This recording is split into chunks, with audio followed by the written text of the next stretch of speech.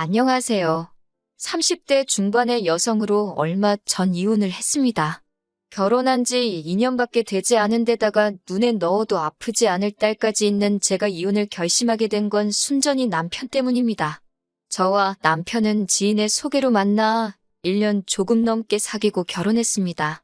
화목한 가정에서 자란 평범한 직장인인 남편은 믿음직스러운 사람이었어요. 하지만 말할 때 표현이 서투릅니다. 본인도 그걸 잘 알아서인지 말 조심을 많이 하는 편이에요. 그러다 한 번씩 스스로 제어를 못할 만큼 폭발을 할 때가 있는데 그때 내뱉는 말은 흉기에 가깝습니다. 운이 좋다고 해야 할지 모르겠지만 연애할 때는 이런 모습을 한 번도 본 적이 없다가 결혼식을 하고 나서야 보게 되었습니다. 연애하는 동안 남편은 저에게 크게 바라는 것이 없었습니다. 심지어 제가 혼후관계를 원한다고 했을 때도 별말 없이 제 의견을 따라 주었어요. 특별한 이유가 있던 건 아니고 제가 교회에 다니다 보니 막연히 그렇게 해야 할 것 같았기에 이에 대해 깊이 고민해 본 적도 없습니다. 게다가 남편이 특별히 왜라던가 묻지 않고 저에게 어떤 설명을 요구하지 않았고요. 남편의 이런 태도도 제가 결혼을 결심할 때 크게 작용했습니다. 하지만 남편은 결혼식 후 우리가 첫날 밤을 보내고 나서야 저에게 그동안 엄청나게 스트레스를 받았었다고 털어놓더라고요. 미안하기도 하고 그런데도 고맙기도 하고 그랬습니다. 그런데 결혼하고 얼마 지나지 않아 남편이 저에 대해서 외모를 지적하기 시작했습니다. 근육이 없는 제 몸매와 다리, 털, 팔자, 주름 등이 여성스럽지 못하게 느껴진다면서 저에게 끌리지가 않는다고 하더라고요. 그런 말을 들을 때마다 남편이 잘못하고 있다는 것을 알면서도 동시에 남편이 저를 거부하지는 않을까 걱정이 되었습니다. 무엇보다 남편은 저에게 첫사랑이나 다름없었기 때문에 행여이 결혼이 파국으로 치닫지는 않을까 너무 무서웠습니다. 그래서 남편 눈에 들기 위해서 정말 죽을 힘을 다해서 노력했어요. 살도 빼고 외모도 가꾸고 생활 습관도 고치고 제가 할 수 있는 건 정말 다 했던 것 같습니다. 다행히 남편도 저의 그런 변화를 알아챘고 다시 부부 사이도 원만해졌습니다. 지금 제 사연을 듣고 계시는 분들은 뭐 그렇게까지 해서 사냐, 남편이 그렇게 잘났냐라고 물어보실 수도 있을 것 같아요. 사실 제 남편도 그렇게 환칠한 인물은 아닙니다. 하지만 저는 남이 저에게 준 상처를 그대로 돌려주는 성격이 못 됩니다. 그리고 그 무렵에는 제가 어쩌면 남편을 더 좋아하고 있었는지도 모르겠습니다. 한 번은 남편이 샤워를 하러 화장실에 들어갔을 때예요. 남편의 핸드폰이 몇 차례 울리길래 급한 전화인가 싶어 확인을 하게 되었습니다. 남편이나 저나 원래 핸드폰 자금을 해놓지도 않고 딱히 서로 감시하는 것도 아니지만 숨기지도 않습니다. 그런데 이상하게 그날은 한번 확인을 해보고 싶은 기분이 들더라고요. 그렇게 남편의 친구 목록을 훑어보다가 정말 예쁜 여자를 발견했습니다. 다시 보니 저희 결혼식에도 왔던 인형같이 생긴 남편의 대학 동기더라고요. 그러면 안 되는 걸 알면서도 저도 모르게 둘이 무슨 대화를 주고받은 건지 대화창을 확인하게 되었습니다. 내용은 사실 별거 없었습니다. 남편의 대학 동기가 생일이었는지 남편이 생일 축하한다고 먼저 연락을 했더라고요. 그러자 그 동기가 생일 때 받은 선물이며 뭐 했는지를 상세히 말하며 자랑을 하더라고요. 그에 대해 저희 남편은 예쁜 여자랑 시간을 보내는데 그 정도는 써야 한다며 자기라도 쓰겠다고 동조를 하고 있더라고요. 그러자 그쪽 여자가 와이프는 별로야라고 묻더군요. 남편은 지금은 봐줄 만한데 처음에는 내가 왜 이런 여자랑 결혼했지 싶었다며 저에 대해 신랄하게 평가를 내렸더라고요. 차라리 저한테 대놓고 불만을 토로하는 것도 아니고 같은 여자한테 저를 그런 식으로 말했다는 게 분하고 자존심이 너무 상했습니다. 그래도 남편한테는 몰래 핸드폰 봤다는 티는 내고 싶지 않아서 어떻게든 평정을 되찾으려고 했는데 결국 화가 눈물로 표출되고 말았습니다. 순간 화장실에서 나오던 남편도 저의 그런 모습을 보게 되었고요. 제 손에 자기 핸드폰이 들려있는 걸 보고는 남편도 상황 파악을 했는지 뭘 봤건 오해라며 미안하다고 몇 번을 사과했습니다. 남편이 그런다고 바로 기분이 풀리지는 않았지만 그래도 이혼까지 생각하지는 않았어요. 저를 또 화나게 했던 건 남편이 제 친척들 상대로 외모 평가를 하더라고요. 저도 처음에는 그러는지 몰랐다가 남편이 시어머니랑 주고받은 문자를 보고 알게 되었습니다. 사실 일전에 여자 동기와의 대화에서 저에 대해 함부로 말한 걸 확인하고 난 후로부터 종종 남편의 핸드폰을 몰래 확인하게 되더라고요. 그러면 안 되는 줄 알지만 지금은 또 저에 대해서 무슨 생각을 하고 있을까 싶어서요. 그러다 낯익은 사진을 보게 되었는데 저희 결혼식 때 찍었던 친척들 사진이더라고요. 그 사진을 가지고 시어머니와 남편이 누구 닮지 않았냐 그런 대화를 주고받았더라고요. 그런데 그 비교 대상이 들었을 때 딱히 기분 좋을 만한 사람이 아니었습니다. 못생겼다 이런 적나라한 표현만 없었지 완전 비하하는 내용이더라고요. 물론 저희 친척들이 다 미남미녀는 아니고 남편이 말한 그 사람을 실제로 닮은 경우도 있었지만 그걸 남편과 시어머니가 둘이서 히히덕거리면서 이야기를 했다는 게 너무 모욕적이고 화가 나더라고요. 당장이라도 남편에게 따지고 들고 싶었지만 그러려면 핸드폰을 몰래 봤다는 걸 또 이야기해야 되기에 꾹 눌러 참았습니다. 없는 데선 나라님도 욕한다잖아요. 그나마 다행이었던 건 그 이후로도 몇 번 남편 폰을 살폈는데 그때를 마지막으로 저나 저희 가족의 생김새에 대해서 왈가왈부하는 건 없었습니다. 그래서 정신 좀 차렸나 보다 생각했고요. 그리고 얼마 지나지 않아 저는 임신을 했습니다. 그런데 제가 그동안 자기관리에 대해서 얼마나 스트레스를 받고 살았었는지 임신을 했다는 기쁨도 잠시였습니다. 바로 살찌면 어떡하지라는 걱정을 하기 시작했습니다. 나아가 피부도 망가지고 체형도 망가질 텐데 나는 쓸데없는 걱정들이 줄을 이었습니다. 그도 그럴 것이 남편 회사에 출산 후 복귀한 여직원이 있었는데 아주 퍼질대로 퍼졌더라며 남편이 흉보던 게 생각이 났거든요. 그런 여자를 데리고 사는 남편은 진짜 속이 터질 거라면서요. 저는 결국 임신 기간 내내 정말 식단과 운동까지 뭐 하나 손에서 놓지 못했습니다.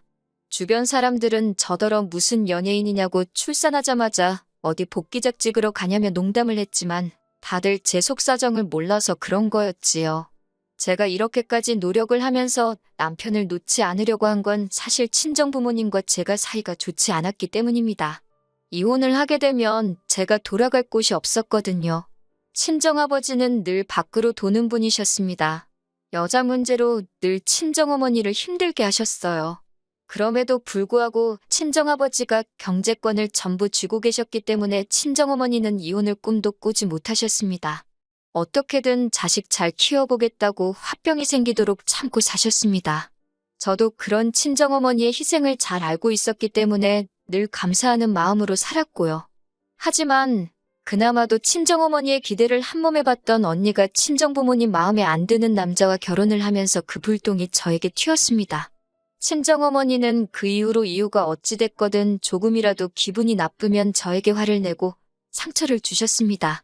심지어 친정아버지가 밖으로 도는 것도 제 탓을 하셨습니다. 제가 한마디라도 덧붙이면 그따위로 생겨먹은 게 문제라며 저를 비난하시는 것도 일쑤였어요. 물론 지금도 친정부모님과 왕래도 하고 그럭저럭 지내고는 있습니다. 하지만 상황이 그렇다 보니 저는 결혼 생활에서 오는 외로움과 남편의 부당한 대우 그 어느 것 하나도 마음 편히 털어놓을 곳이 없었습니다. 당연히 이혼은 참아 생각조차 할 수 없었고요. 그럼에도 불구하고 결국 아이까지 낳으니 마당에 이혼을 결심하게 된 건 바로 산후조리원에서 남편의 더러운 민낯을 보게 되었기 때문입니다. 건강한 딸을 출산 후 산후조리원에 약 2주간 입원을 하게 되었어요. 그러다 하루는 낮잠을 자다 뭔가 쑥덕이는 소리에 잠에서 깼는데 남편이 누군가랑 통화를 하고 있더라고요. 더 자고 싶은데 귀에 거슬려서 한마디 하려다가 금방 끊겠지 싶어서 그냥 눈을 감고 있었어요. 그런데 오히려 남편의 목소리가 귀에 쏙쏙 들어오더라고요. 남편은 전화 상대에게 지금 산후조리원에서 한 20명 정도를 봤는데 봐줄 만한 여자는 한둘밖에 없더라며 낄낄거리고 있더라고요. 이어서 한다는 말이 우리 집 사람도 뭐 똑같지 못 봐줘 얼굴이 완전 썩었어라는 거예요. 저는 충격에 온몸이 부들부들 떨렸습니다.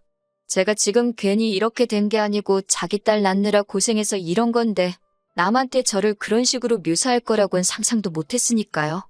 그때 남편이 전화를 끊으면서 저를 돌아보다 저와 눈이 마주쳤습니다. 남편은 제가 어디서부터 들은 건지 확인이라도 하려는 듯 제 눈치를 보더군요. 제 어디가 썩었냐고 물으니 그게 무슨 소리냐며 잘못 들은 거라고 저더러 미쳤냐고 그러더라고요. 그러면서 저에게 몸이 안 좋으니까 신경이 많이 예민해져서 헛소리를 들은 거라고 자기가 언제 그런 말을 했냐며 정색을 했습니다. 너무 뻔뻔하게 나오니까 순간 저도 제가 잘못 들었나 싶었어요.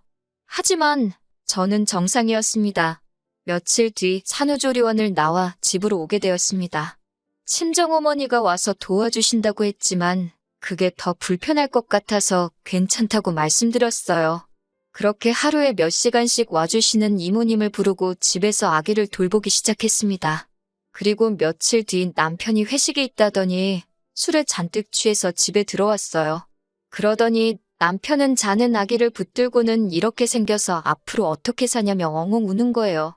저는 일단 씻지도 않은 술 취한 인간이 신생아를 붙들고 그러는 것도 짜증났고 덕분에 애도 깨서 울고 여러모로 열이 받더라고요. 그런 와중에 그딴 소리를 하니까 황당해서 지금 애한테 뭐라고 하는 거냐고 따졌습니다. 그러자 남편은 혀꼬인 소리로 제 생긴 걸 보라며 솔직히 저게 뭐냐고 그러는 거예요. 고슴도치도 제 새끼는 예쁘다는 말 저도 알아요. 하지만 저에겐 그 누구보다 천사 같고 예쁜 딸인데 친아빠란 사람이 그딴 소리를 하니 정말 욕이 절로 나오더군요. 하지만 남편은 그 정도에서 멈추지를 못하고 쌍꺼풀은 얼마, 코는 얼마 그러면서 걱정 말라고 아빠가 돈 벌어서 싹 다 고쳐주겠다며 헛소리를 해댔습니다. 급기야 저한테 너는 왜 그따위로 생겨서 딸을 낳고 그러냐고 정말 할 말 못할 말 가리지 못하고 다 해대더군요. 그런데 저희 딸 남편하고 판박이로 닮았거든요. 심지어 시부모님도 남편 어렸을 때랑 똑같이 생겼다며 연신 신기하다고 몇 번을 그러셨고 친정어머니는 서운할 만큼 하나도 닮은 게 없다며 속상해하셨는데 정작 당사자인 남편이 저러니 헛웃음이 다 나왔습니다. 이튿날 술에서 깬 남편에게 어젯밤에 찍은 동영상을 보여주면서 이게 아빠라는 인간이 세상에 나온 지 얼마 되지도 않은 딸한테 할 소리냐고 들이밀었어요. 그러자 남편은 어이가 없다는 듯 동영상을 보더니 저한테 우리 솔직해지자고 그러는 거예요. 자기는 솔직히 자기 딸이지만 유모차에 태우고 나갈 자신도 없다고 너무 못생겼대요. 딸 얼굴만 보면 가슴이 답답하고 속이 상한다는 거예요. 제가 어떻게 애 아빠가 자식을 부끄러워할 수가 있냐고. 그러자 어차피 애가 듣는 것도 아닌데 자기 속마음 말도 못하냐면서 저더러 넌 자식한테 미안하지도 않냐고 그러더라고요. 뭐가 잘못인 줄도 모르고 계속해서 실언을 하는 남편을 보고 있자니 비로소 정신이 들었습니다. 남편의 사고방식은 완전히 썩어빠져서 재활용도 못할 쓰레기라는 거려. 이런 인간 밑에서 내 딸을 크게 했다가는 자존감, 자신감 다 잃고 자랄지도 모른다는 두려움이 들었습니다. 저는 더 이상 이런 인간과 가정을 이룰 수는 없겠다는 확신이 들었기에 그동안 가슴속에 품고 살았던 말을 다 내뱉었습니다. 당신은 뭐 볼거 있는 줄 아냐고. 배만 불뚝 나와서 다리는 새처럼 가는 주제에 누가 누굴 평가하냐고? 그러자 지금 말 다 했냐며 한 대 칠 기세더라고요. 제가 그래 한 대 치라고 합의금이나 받아서 그 돈으로 성형이나 하게라며 막 들이대니 남편이 오히려 주춤하더라고요. 그리고 저는 친정언니에게 전화를 걸었습니다. 그래도 막상 상황이 이렇게 되니 생각나는 건 친정밖에 없더라고요. 언니는 그동안 무소식이 희소식이라 생각했는데 제가 연락을 해와서 놀랐다며 지금 바로 온다고 했습니다. 언니가 오는지도 모르고 남편은 계속 제 외모를 비하하면서 저와 실갱이를 하고 있었습니다. 저는 행여 남편이 애한테 해코치를 할까봐 하고 싶은 말도 못하고 언니만 기다리고 있었어요. 다행히 언니가 형부랑 같이 왔습니다. 막상 형부를 보자 남편은 쫄았는지 한마디도 못하고 있더라고요. 참고로 저희 형부는 키가 190에 몸도 좋고 왕년에 운동을 하던 사람이거든요. 형부가 남편을 손가락으로 밀치면서 남자가 몸이 이게 뭐냐고 관리 좀 하라고 해는 네가 낫냐고 툭툭 시비를 거는데 남편이 찍소리도 못하고 있었습니다. 너무 고소했습니다. 남편은 결국 A씨를 내뱉고는 잠바 하나 손에 들고 집에서 나가버렸습니다. 저는 그제서야 다리 힘이 풀렸고 언니에게 그동안 있었던 이야기를 털어놓았습니다. 그러자 언니가 그런 자식을 가만두냐면서 어디론가 전화를 걸더라고요. 변호사인 지인에게 물어보니 막말도 이혼 사유가 될 수 있다면서 제가 원하면 한번 싸워보자고 했습니다. 그렇게 저는 결국 이혼 소장을 남편에게 보냈고 장장 10개월의 싸움 끝에 제가 이기게 되었습니다. 저는 다달이 받는 양육비 대신 지금 살고 있는 빌라를 달라고 했고 시부모님은 한 달에 한 번씩 손녀를 보여주는 조건으로 빌라를 주신다 하셨습니다. 아들 자식 교육을 똑바로 못 시켜서 미안하다고 사과는 하시더라고요. 그리고 더 어이가 없었던 건 제 남편이 그나마 성형을 한 얼굴이었더군요.